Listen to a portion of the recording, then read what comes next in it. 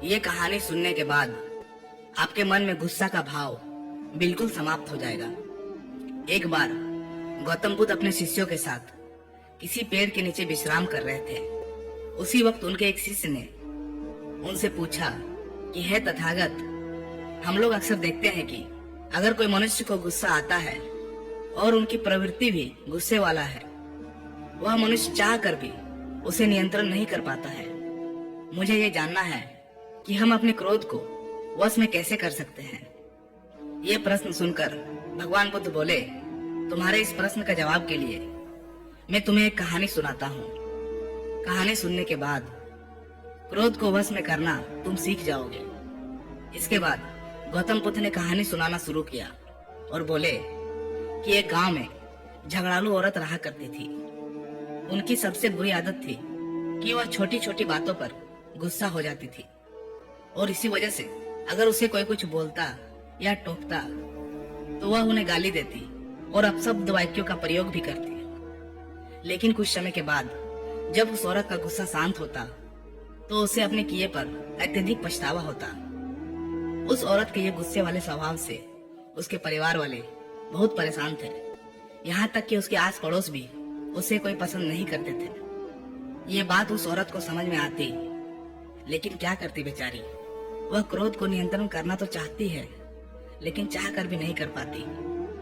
कुछ दिनों बाद एक भिक्षु साधु उनके दरबार में आया और साधु को भिक्षा देने के बाद वह स्त्री उस साधु महाराज को अपने दुखी मन से उन्हें कहती कि हे महाराज, मेरा मन का प्रवृत्ति बहुत गुस्सा वाला है। मैं छोटी छोटी बातों पर क्रोध करने लगता हूँ और ये प्रवृत्ति जो मेरे मन में आता है उसे मैं ठीक तरह से समझ रही हूँ, लेकिन क्या करें, मैं चाह कर भी उस प्रवृत्ति को, अपने क्रोध को शांत नहीं कर पाता हूँ।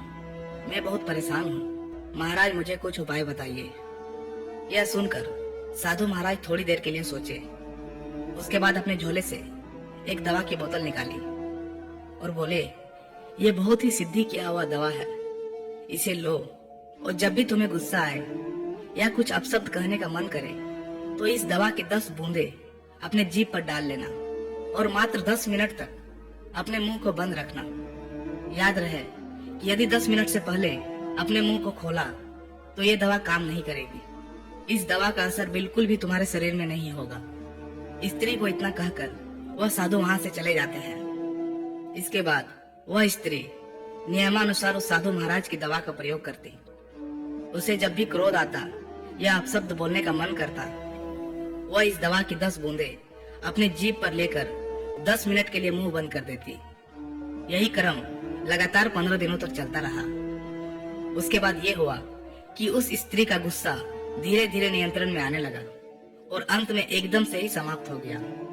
15 दिन बाद जब साधु महाराज दोबारा उस स्त्री के दरबार में भिक्षा मांगने आया तो वह स्त्री उस भिक्षु साधु के पैर पकड़ लेती है और कहती है कि हे साधु महाराज, आपकी दवा ने तो मुझ पर जादू ही कर दिया।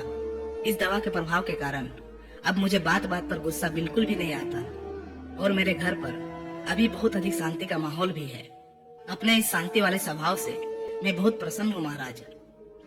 उस स्त्री की बातें सुनकर वह साधु मुस्कुराते हुए बोलते हैं कि मैंने जो दवा की बोतल तुम्हें दिया था उसमें दवा तो थी ही नहीं, उसमें तो सिर्फ पानी भरा हुआ था और तुमने अपने क्रोध स्वभाव पर काबू उस दवा की वजह से नहीं बल्कि चुप रहने की वजह से पाया है। यहाँ तक कहानी सुनाने के बाद भगवान बुद्ध चुप हो जाते हैं और कहते हैं कि गुस्से पर काबू केवल चुप रहकर ही किया जा सकता है, क्योंकि क्रोध में इंसान अपने आपा खो देता है, अपने आप पर नियंत्रण नहीं रख पाता है और मुंह से अपशब्द बोलना शुरू कर देता है, जो एक नई झगड़े और नई परेशानियों को जन्म देती है। इसीलिए जब भी क्रोध आए तो क्रोध के समय मौन धारण कर लेना ही क्रोध को वश में कर लेने का एकमात्र उपाय है। दोस्तों, हम अक्सर अपने लाइफ में छोटी छोटी बातों पर गुस्सा करते हैं और बाद में पछतावा भी होता है कि मुझे ऐसा नहीं बोलना चाहिए था, मुझे ऐसी नहीं करनी चाहिए थी। कभी कभी तो जब मनुष्य को अत्यधिक क्रोध आता है उस वक्त वह अपने आपा खोकर मानसिक और शारीरिक तौर पर कुछ ऐसे काम कर लेते हैं जिसका परिणाम उसे जिंदगी भर भुगतना पड़ता है।